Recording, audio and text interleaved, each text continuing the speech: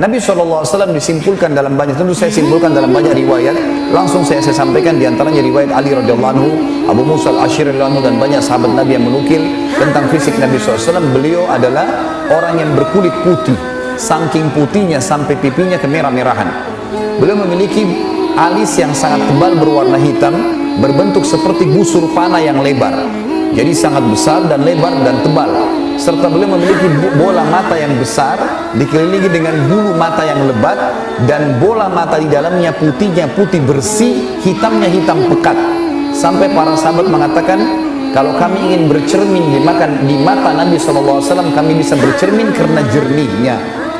Nabi SAW memiliki hidung, bibir, dan juga dahi serta pipi, dalam riwayat dikatakan sepadan dengan wajahnya alaihi salatu wassalam, yang tidak oval dan juga tidak bulat. Nabi SAW memiliki rambut yang berwarna hitam pekat dan tidak keriting juga tidak lurus, artinya berombak, yang dibiarkan sampai lumma atau jummah, terkadang dibiarkan sampai kuping atau sampai pundak. Nabi SAW memiliki pundak yang lebar, dada yang bidang, dan juga memiliki postur tubuh yang kekar, perutnya tersusun seperti batu yang keras.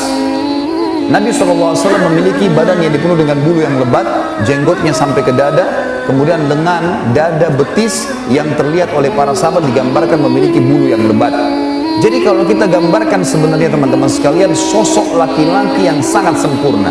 Sampai dikatakan oleh para ulama hadis, kalau Yusuf alaihissalam diberikan sepertiga kegagahan dunia, maka baginda Nabi SAW diberikan seluruh kegagahan dunia. Bagaimana bisa ada seorang muslim atau generasi muda muslim bangga dengan seorang artis barat atau orang kafir, dan hanya karena memiliki ketampanan sedikit dari kulitnya atau wajahnya, sementara dia hanya manusia biasa, apalagi meninggal dalam keadaan kafir? Bagaimana bisa seseorang masih bangga dengan seorang tokoh yang sudah meninggal sampai memajang-majang posternya dan segalanya, sementara dia lupa dia punya panutan Nabi SAW yang sangat sempurna? Dalam riwayat Bukhari, Ubay bin Ka'ab radhiyallahu anhu, sahabat Nabi yang mulia, berkata, satu hari aku pernah jalan-jalan di Madinah tanpa sengaja berada di hadapan rumah Nabi SAW.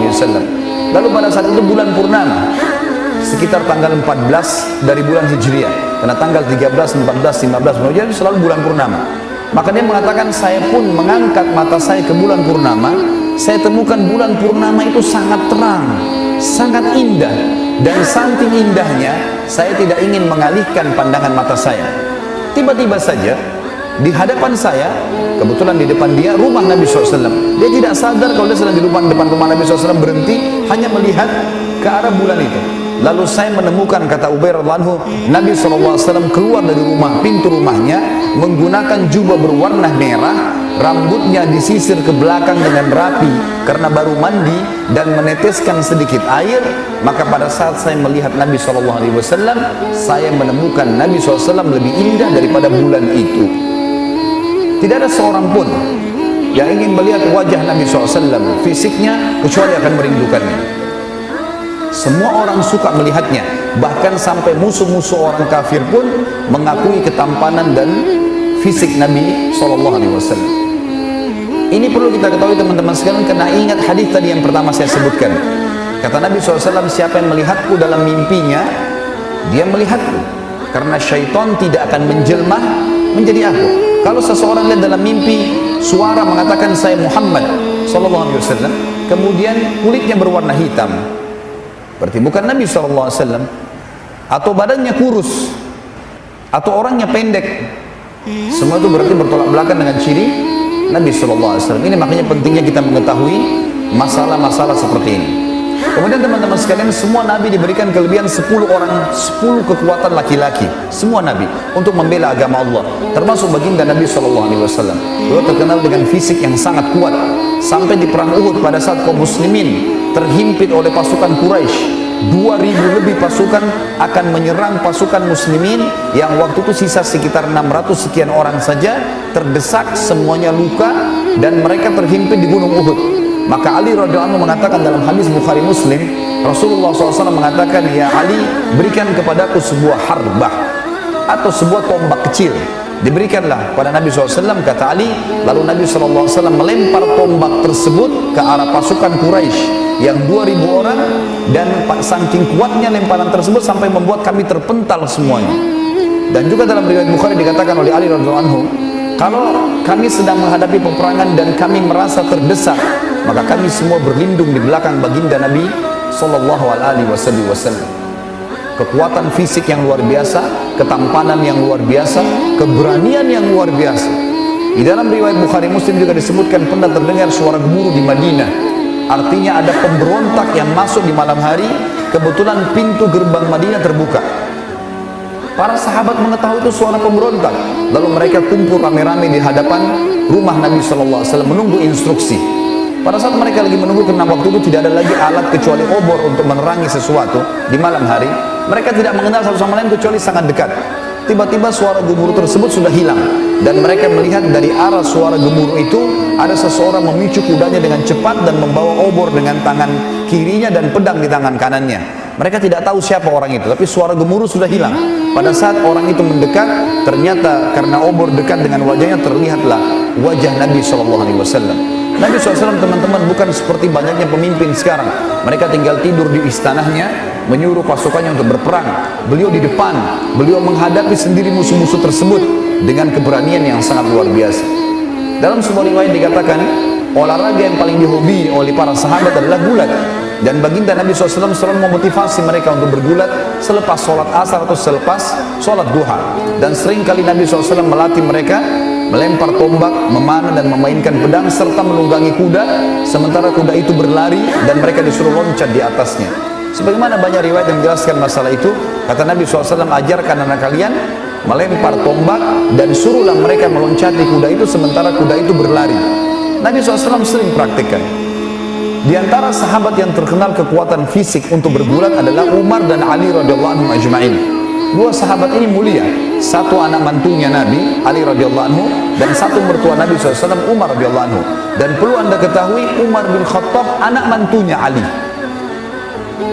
Umar bin Khattab anak mantunya Ali, karena di akhir hidup Umar, beliau menikah dengan Ummu Kalthum, anaknya Ali radhiyallahu anhum ajma'in, dan Umar bin Khattab meninggal di paha istrinya Ummu Kalthum radhiyallahu anhum ajma'in. Dua orang ini terkenal dengan fisik. Gulat, kita tahu teman-teman sekalian, bukan olahraga untuk memecahkan muka seseorang atau membuatnya berdarah, tapi gulat yang sehat adalah bagaimana menekuk orang sehingga tidak bisa bergerak. Dan satu orang saja dilawan sudah menguras tenaga yang luar biasa. Satu hari Ali radhiyallahu anhu berhasil mengalahkan 3 sahabat. Satu hal yang luar biasa. Lalu kelihatan sedikit ujub, ada kebanggaan di diri Ali radhiyallahu anhu ajma'in. Lalu kemudian Nabi SAW mengatakan, hai Ali, pergilah ke belakang bukit sana, kau akan temukan seseorang yang mengalahkanmu. Maka Ali pun dengan senang menuju ke sana. Begitu tiba di belakang bukit, ditemukan ada seseorang yang sedang berdiri, ditutup semuanya, bagian alisnya, mukanya dan kepalanya dengan imamah, dan hanya kelihatan bola matanya. Orang seperti ini sulit untuk dikenang. Lalu kemudian orang itu membuat sebuah ring dengan kayu bulat di padang pasir, lalu memanggil Ali untuk masuk ke dalam ring tersebut. Ringkas cerita, terjadilah duel antara orang itu dengan Ali radhiyallahu anhu ajma'in, dengan para sahabat. Tentunya kita semua mengucapkan radhiyallahu anhu ajma'in. Jadi walaupun satu sahabat, seringkali saya sebutkan dengan jamak untuk memberikan ridha kepada seluruh sahabat, sebagaimana Allah mengatakan radhiyallahu anhum wa radu anhu. Ali pun radhiyallahu anhu akhirnya bergulat dan terkalahkan oleh orang tersebut. Sekali, beberapa, 2 kali 3 kali gerakan terkalahkan, tertutup, tidak bisa bergerak. 2 kali, 3 kali, sampai 10 kali. Akhirnya Ali mengatakan, saya mengaku kalah, tapi saya ingin tahu siapa kamu. Lalu orang tersebut membuka cadarnya, ternyata dia baginda Nabi SAW. Adab yang luar biasa. Nabi SAW tidak mau mempermalukan Ali di hadapan para sahabat, tapi ditantang Ali dengan cara ini di belakang bukit, tidak ada yang lihat, agar Nabi SAW memberikan pendidikan, jangan sampai kamu ujub, karena masih ada orang yang lebih kuat daripada kamu. Nabi SAW memiliki hal yang sangat luar biasa. Beliau juga, teman-teman sekalian, memiliki sesuatu yang jibiliyah namanya. Jibiliyah itu sesuatu yang harus ada pada fisiknya, dan ini tidak masuk dalam syariat. Seperti kasus rambutnya tadi yang berombak. Apakah semua muslim harus rambutnya berombak? Jawabannya tidak. Apakah semua muslim harus fisiknya kekar seperti Nabi SAW? Jawabannya tidak. Apakah semua muslim harus laki-laki kulitnya putih seperti Nabi SAW? Jawabannya tidak. Ini namanya sesuatu yang jibiliyah. Kata ulama hadis, terbebankan untuk Nabi SAW, ya, sementara dia mau tidak mau sudah ada pada beliau itu. Juga salah satunya adalah beliau kalau berjalan seperti orang turun dari bukit. Nabi SAW tidak pernah membuang-buang waktu, cepat kalau bergerak, dan selalu sesuatu ada manfaatnya. Sampai beliau mengatakan, da' ma yaribuka ila ma la yaribuk. Tinggalkan semua yang tidak bermanfaat untukmu, menuju kepada sesuatu yang bermanfaat untukmu. Selalu Nabi SAW memaksimalkan waktu.